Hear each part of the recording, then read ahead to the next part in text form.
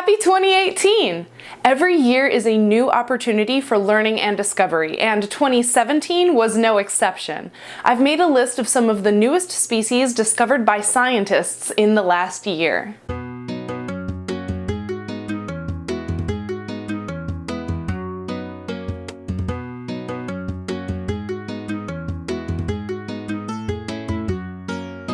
A new species of mushroom, Descalia quercina, was discovered in 2017 in the oak-dominated forests of Pakistan.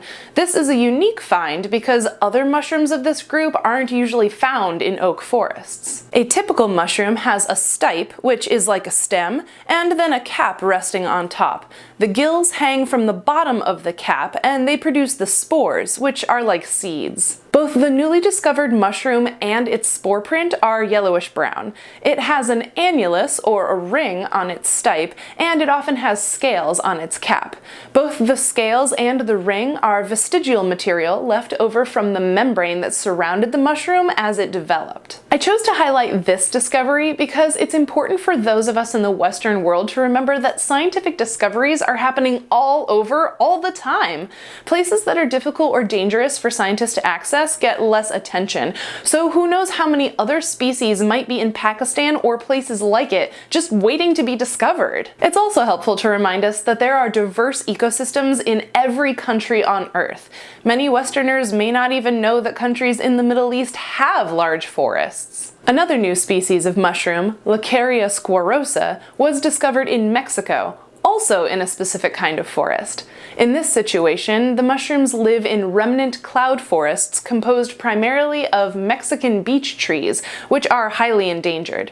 These pinkish-brown mushrooms with widely spaced gills are in an ectomycorrhizal relationship with the trees. This means that the fungus and the tree roots are connected underground. Through this connection, the fungus gets sugars from the tree, and the tree gets minerals and other nutrients from the fungus. This kind of sharing relationship is called mutualism. I chose to highlight this discovery because it reminds us that many species are disappearing faster than we can discover them.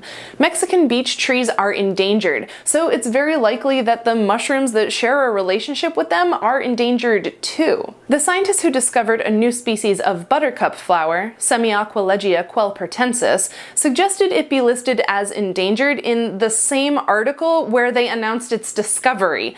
Only 200 or so individual plants of this species with yellowish-green petals and whitish-pink sepals have been found in a single valley in Korea. However, the scientists also noted that this species could be listed as data deficient. That is, we don't know enough about it to list it as endangered. This reinforces the problem of time when thinking about new species discoveries. Just like the new mushroom in Mexico, reservoirs of nature are shrinking faster than we're able to study them. What can we do to protect endangered species we've only just discovered? Scientists have determined that, due to current observed rates of species extinction on Earth, we have entered the sixth mass extinction, the Anthropocene. The name comes from the understanding that this mass extinction event, unlike the 5 previous ones, is being caused mainly by human effects on Earth's ecosystems. Sometimes the problem with time isn't about whether or not scientists go to a particular place to study its biodiversity, but about the amount of time it takes to process samples to determine that a new species has been discovered. 5 new slugs from East Africa were discovered this year, but the sample slugs used to make this discovery had been collected between 1993 and 2007. That's 15 years of collecting. That means that there were a ton of slugs for the scientists to sift through before they ever realized they'd discovered something new. How does this time problem affect conservation efforts for newly discovered species? What if their habitat was lost between the time of their collection and their labeling as a new species?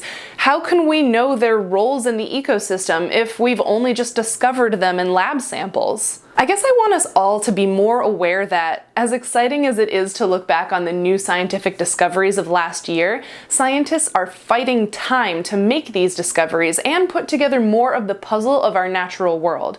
What can you do to help make sure these threatened ecosystems survive long enough for us to understand them? It's estimated between 15 and 18,000 new species are identified each year. However, many of those are actually re-identifications based on reorganization of the taxonomic system.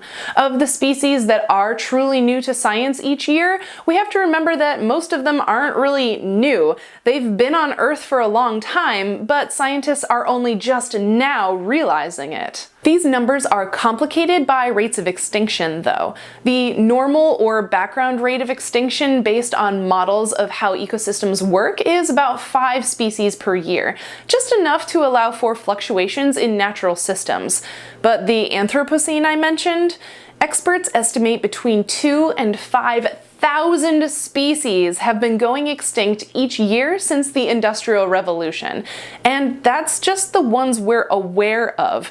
What about the extinctions we don't know about? Thanks for watching and Happy New Year! If you liked this video, don't forget to like it. If you didn't like this video, please share it with someone who would.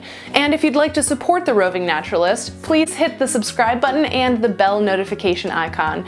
You can also follow me on Twitter, Facebook, and Instagram, and you can read more science over on the Roving Naturalist blog. I'll see you next time.